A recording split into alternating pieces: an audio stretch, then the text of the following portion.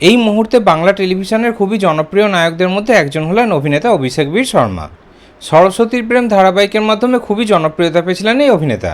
ওদিকে তারপর অভিনেতাকে আমরা সোহাগ চাঁদ ধারাবাহিকে অভিনয় করতে দেখতে পেয়েছিলাম। তখনও অবধি অভিনেতাকে স্টার জলসা এবং জি বাংলার কোনো ধারাবাহিকে অভিনয় করতে দেখা যায়নি, কিন্তু তারপর অভিনেতাকে আমরা স্টার জলসা ধারাবাহিকে অভিনয় করতে দেখতে পাই। স্টার জলসা সরোজিনী ধারাবাহিকে প্রধান নায়কের ভূমিকাতে অভিনয় করতে দেখা যায় তাকে, কিন্তু ওই ধারাবাহিকটি খুব একটা ভালো টিআরপি না দেওয়ার কারণে ধারাবাহিকটি তাড়াতাড়ি শেষ হয়ে গেছিল।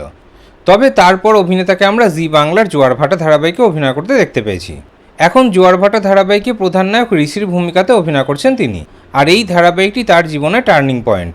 এই ধারাবাহিক দিয়েই সবচেয়ে বেশি জনপ্রিয়তা পেয়েছেন অভিনেতা অভিষেক বীর শর্মা। ওদিকে এই ধারাবাহিকটি এখন প্রতি সপ্তাহে বেঙ্গল টপারও হচ্ছে।